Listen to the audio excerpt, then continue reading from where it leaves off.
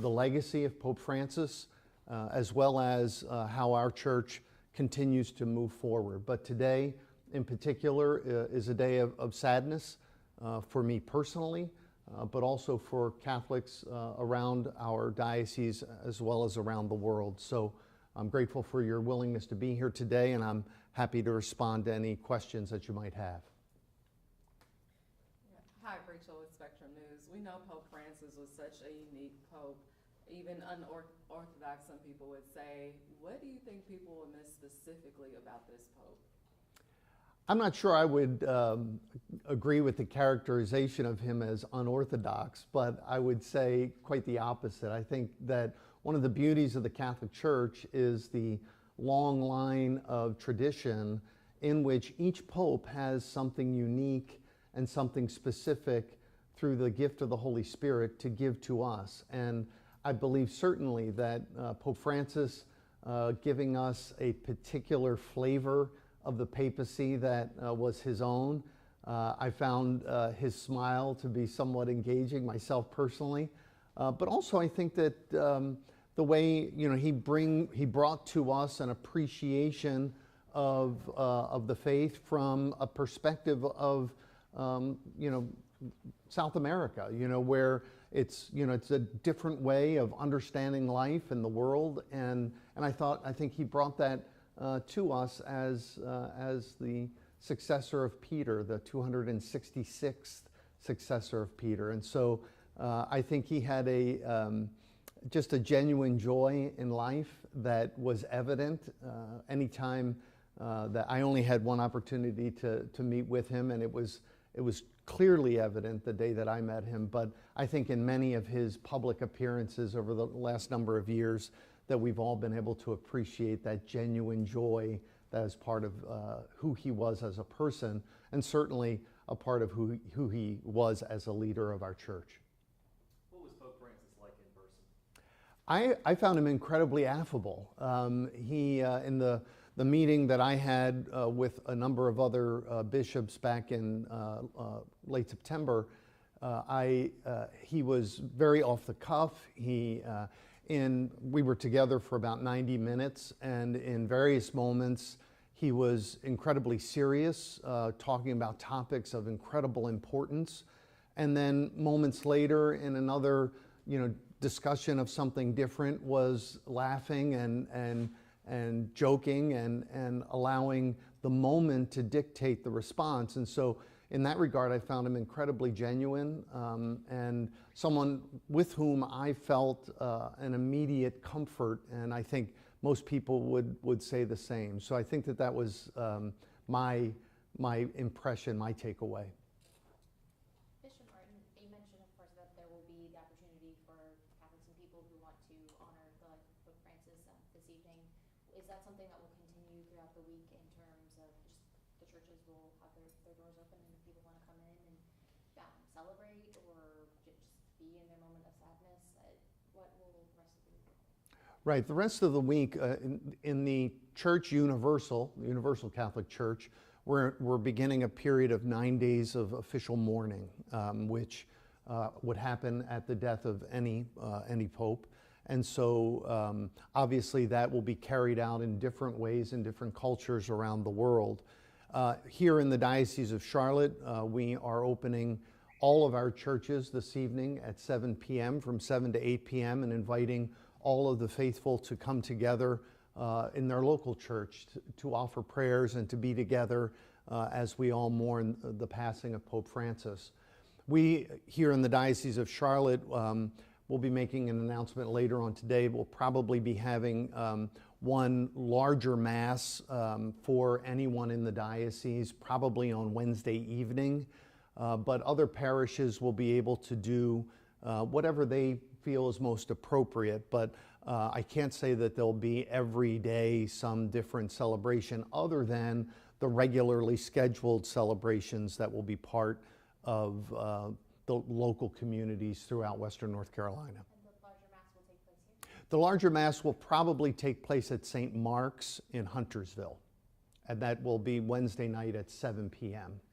So I guess I won't wait till later to announce that, since I just announced it right now. But and that'll be for whomever wants to come and celebrate Pope Francis's life. Follow up, if I may. Sure. Grief for everyone, whether, obviously Pope Francis is a very significant figure for a number of people throughout the world, but grief takes a different form for everyone.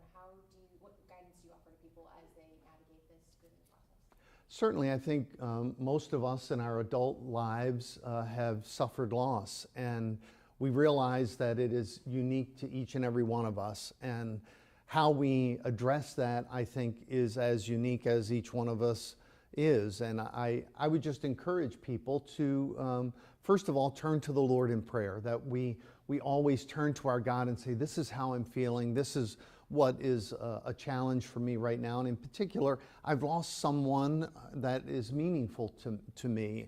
And I feel that hole, I feel that difficulty in my heart. What now? What do I do now, Lord? And so I think I would just encourage people to be aware of how they feel.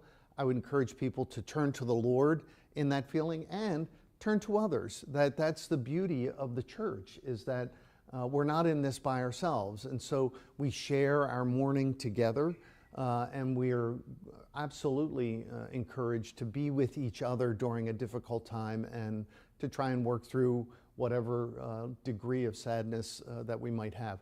Obviously, it's difficult for people who have never met Pope Francis personally, or even for me, who's only met him once, to expect that we would have the same level of feeling that we would if it were a family member or someone who's very close to us. At the same time, people of faith, this is someone who means something very dear to all of us. And so we don't want to expect that the emotions might be the same, but at the same time, we want to be open to whatever those emotions might be.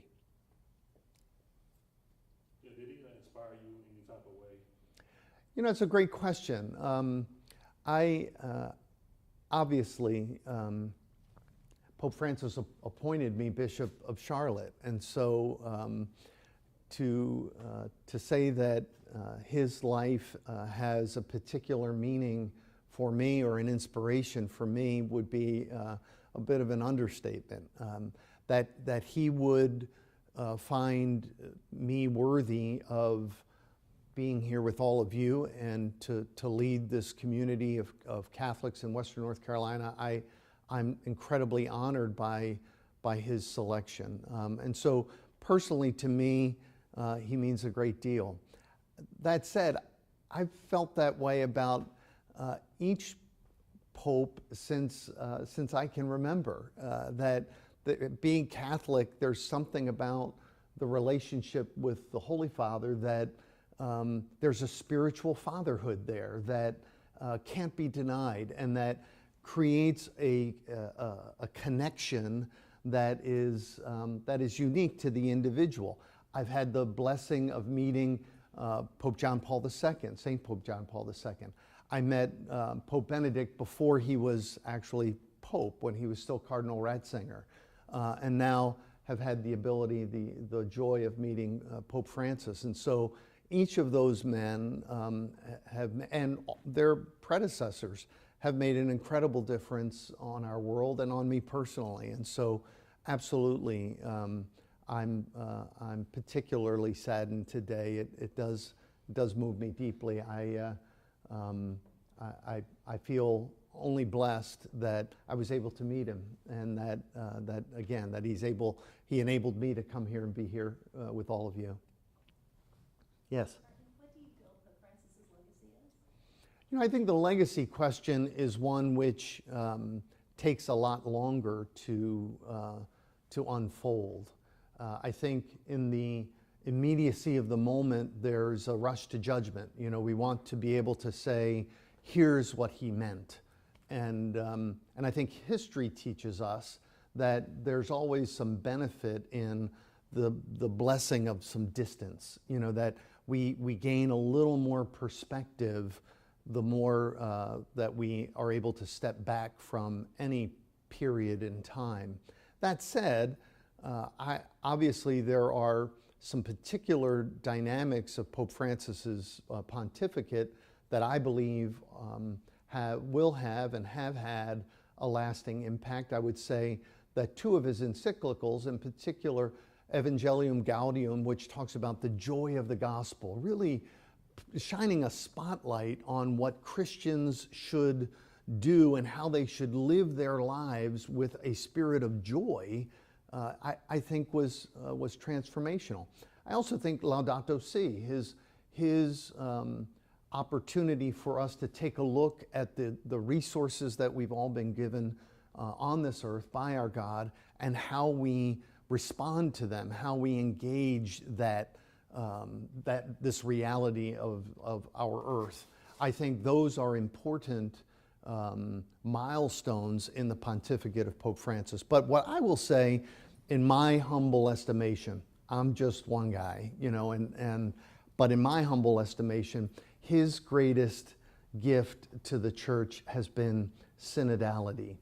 That's a big 50-cent word that may not be well understood, and I think that's the reason that he held it up for us to take a look at. Basically, he called the church to be a more listening church, a church that listens in a time and in a world where listening is hard to find. Everyone wants to be heard. Not too many people want to hear, want to actually listen.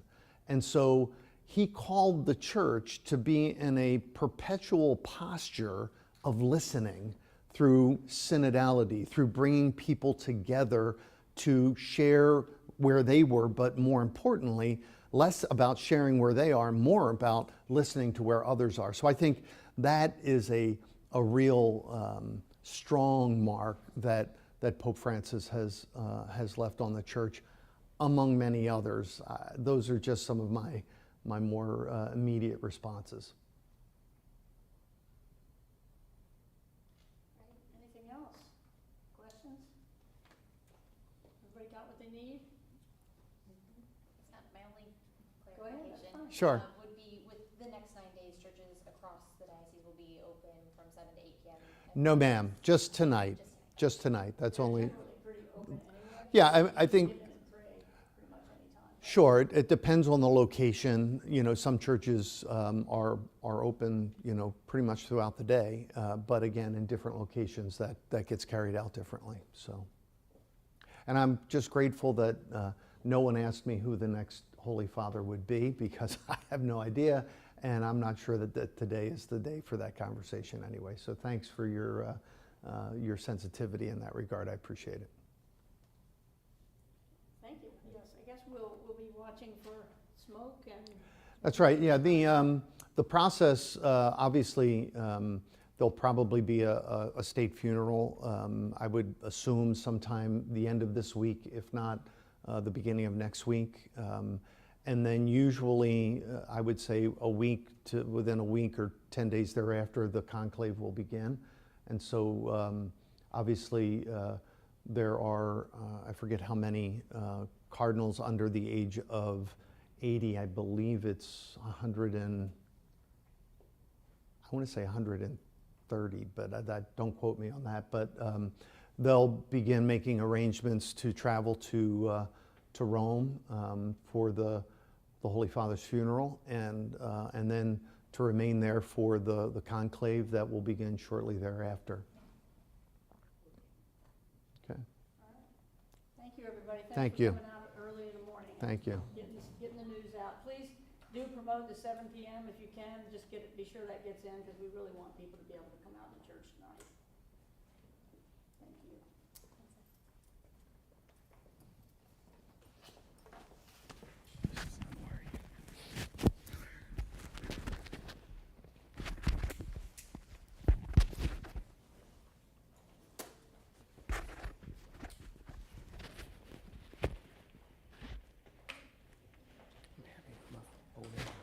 What's that? The Mo interns is here for one of the newspapers. Really?